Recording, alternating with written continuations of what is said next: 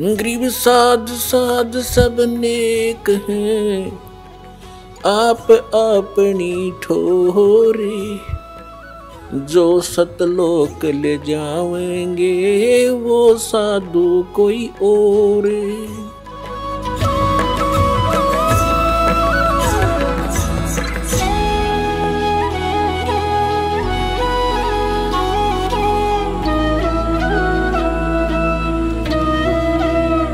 उधर से नीरू नीमा प्रतिदिन की तरह स्नान करने के लिए वहां से चले लहर तारा पे। तो उससे पहले दिन उस नीमा के घर कोई रिलेटिव आ गया था, नीरू के घर पे।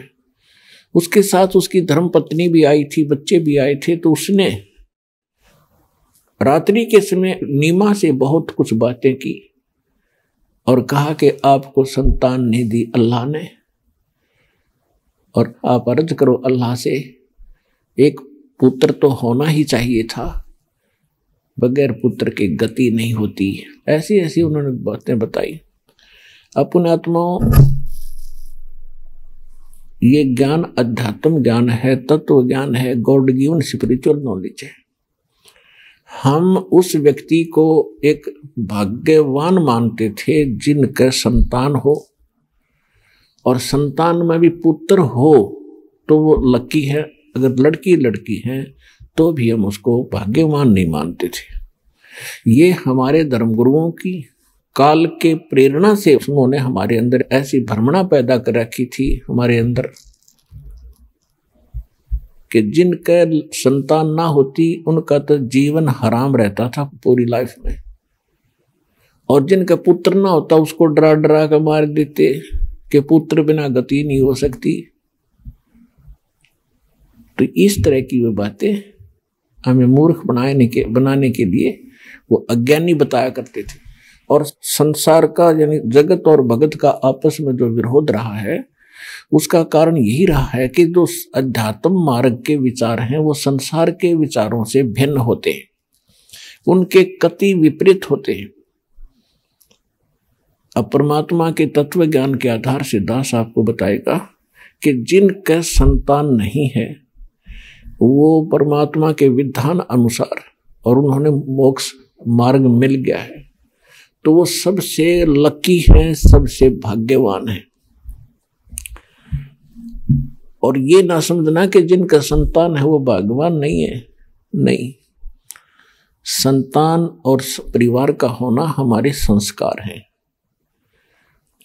एक बार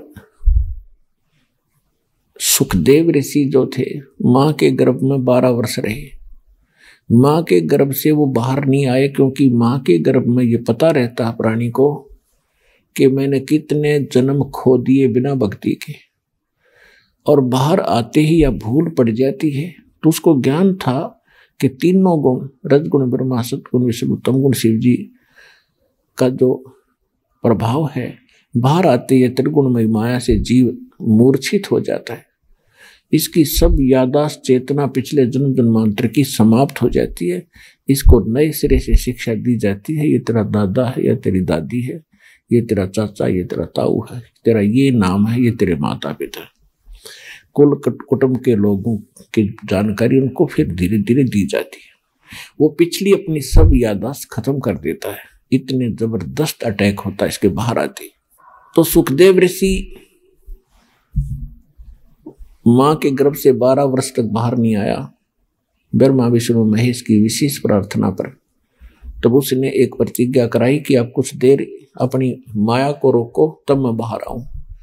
तो उन्होंने भी कहा ब्रह्मा विष्णु महेश जी ने कि हम ज्यादा समय तक माया को नहीं रोक सकते, हमारा शरीर फट जाएगा, हम केवल इतनी देर रोक सकते हैं, फ्रिक्शन ऑफ सेकंड। तो सुखदेव जी ने कहा आप इतनी ही देर रोक लीजिए। तभी वो मां के गर्भ से बाहर आया और उसको चेतना बनी रही कि भगवान मनुष्य जीवन केवल परमात्मा प्राप्ति के लिए मिला है। यहाँ जो भी हमारे रिलेशन हैं, हमारे जो नाते हैं, ये संस्कार से जुड़े हैं। तो ब्रह्मा विष्णु महेश अंतर्ध्यान हो गए। जब उनके पिता, क्योंकि वेद व्यास ऋषि हुए हैं, उनकी पत्नी के गर्भ से सुखदेव ऋषि का जन्म हुआ था। तो वेद व्यास जी बड़े विद्वान पुरुष थे, उनको पता था कोई योगी पुरुष है मेरी पत्नी के गर्भ में और 12 वर्ष से बाहर नहीं आ रहा है, तो ऐसे भगवान पुत्र के मैं दर्शन करूंगा, ऐसा अच्छा पुत्र मुझे प्राप्त होगा। इस आशा में वो 12 वर्ष तक उसकी इंतजार करता रहा। जब सुखदेव ऋषि माँ के पेट से बाहर आया और अपनी और नाल को कंधे पर डाल के ऐसा ही उठकर चल पड़ा, बाहर आते ही 12 वर्ष का शरीर बन गया, अंदर सूक्ष्म शरीर से छोटे बालक का रूप था। अब व्यास ने कहा बेटा, क्योंकि माँ के गर्भ में जब सुखदेव था तो उसकी माता को कोई परेशानी नहीं थी जो गर्भ के दौरान हुआ करती है माताओं को, तो जिस कारण से उस माँ ने कहा था कि इस पुत्र का नाम मैं सुखदेव रखूंगी। सुखदेव, इसने मुझे दुख नहीं दिया, गर्भ में भी मैं सुखी रही। तो बाहर आते उसका नाम सुखदेव रखा था। तो वेद व्यास जी ने कहा कि बेटा सुखदेव, एक बार मुझे दर्शन दे। वो पीठ करके चल पड़ा उठ के, और व्यास जी पीछे पीछे चल पड़ा कि बेटा 12 वर्ष तेरी इंतजार करी, अरे एक बार शकल तो दिखा दे। तो पीछे से ही मुड़ के नहीं देखा उसने, सुखदेव ने, और कहा ऋषि जी ना जाने कितनी बार आप मेरे पिता बने और मैं आपका बेटा बना, ना जाने कितनी बार आप मेरे बेटा बने और मैं आपका बाप बना। ये बहुत बुरा झंझट है। अब के मैं इस चक्कर में पड़ू को नहीं और आपके दर्शन भी नहीं करूं, कहीं ऐसा ना हो मेरी ममता आप में और माता जी में हो जाए। यूं कह के वो आकाश में उड़ गया। तो तब सुखदेव ऋषि ने कहा था, एक लेवा एक देवा दूतम और कोई किसी का पिता नहीं पूतम। ऋण संबंध जुड़ा एक ठाठा, अंत समय सब 12 बाटा। ये तो आप और हमारे संस्कार जुड़े हुए हैं, इसलिए हम यहाँ अपने एक परिवार रूप में इकट्ठे हो गए हैं। मृत्यु के उपरांत ना जाने पिता कहाँ पशु बन रहा होगा, माता कहीं पक्षी बनी होगी, बेटा पता नहीं कहाँ और अन्य योनियों में घूम रहे होंगे अपने अगले संस्कार को पूरा करने के लिए।